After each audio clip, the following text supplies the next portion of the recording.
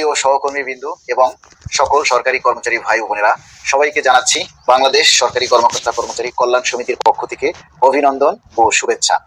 আজ 30শে জানুয়ারি তরুণ প্রজন্মের সমন্বয়ে সরকারি কর্মকর্তা কর্মচারীদের কল্যাণে, দাবি আদায়ের লক্ষ্যে এবং সকল দাবি বাস্তবায়নের লক্ষ্যে কাজ করার জন্য বাংলাদেশ সরকারি কর্মকর্তা কর্মচারী কল্যাণ সমিতি নামের একটি সংগঠনের আত্মপ্রকাশ ঘটেছে।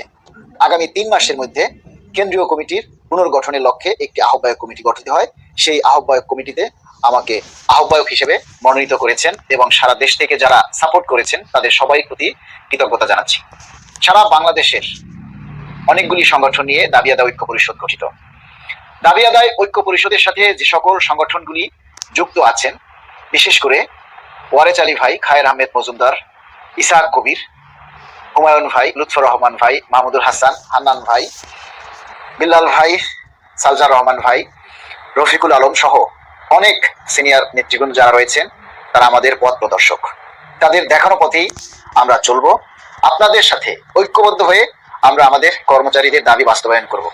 আমরা এখানে সংগঠক হিসেবে আসিনি, আমরা এখানে কেউ নেতা হতেও আসিনি। এইখানের যারা নেতৃত্ব দিবে তারা কেউ নির্বাচনও করবে না।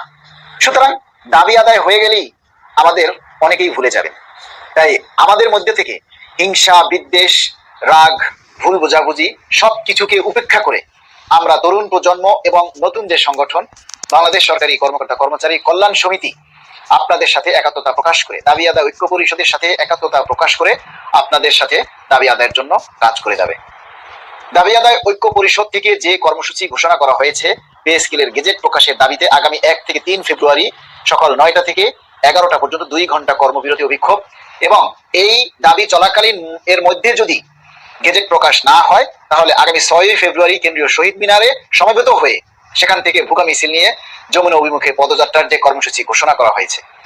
নতুন সংগঠন হিসেবে আমরা আপনাদের সাথে একাত্মতা প্রকাশ করে সারা দেশে আমাদের যারা অনুসারী আছে, আমাদের সংগঠনের সাথে যারা যুক্ত থাকতে চান, তারা সবাই এই কর্মসূচি একযোগে পালন করবেন। এছাড়াও যে সকল সংগঠন দাবি আদায় ঐক্য পরিষদের বাইরে আছে, আপাতত তাদের সকলকে অনুরোধ করব, দয়া করে এই ক্রান্তিকাল মুহূর্তে হিংসা, বিদ্বেষ, ভুল বোঝাবুঝি সব কিছুকে উপেক্ষা করে আসুন আমরা সবাই এক সুরে একই ছাতার তলে এসে আমরা এই কর্মসূচি পালন করি।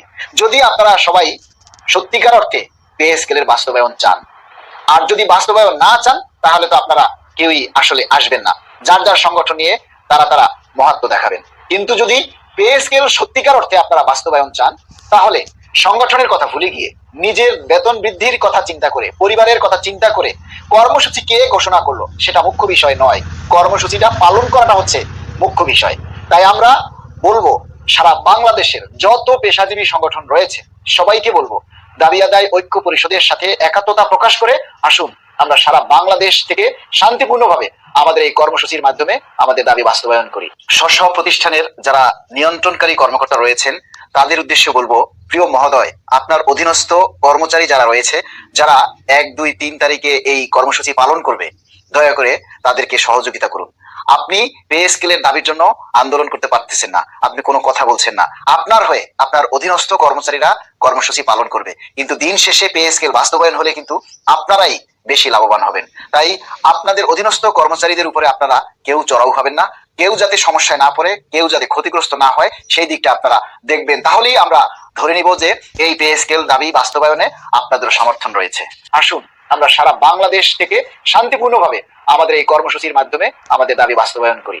পরিশেষে আপনারা যারা শীর্ষ নেতা রয়েছেন বাংলাদেশের সকল পর্যায়ে, সকলের দোয়া প্রার্থনা করছি, সহযোগিতা প্রার্থনা করছি।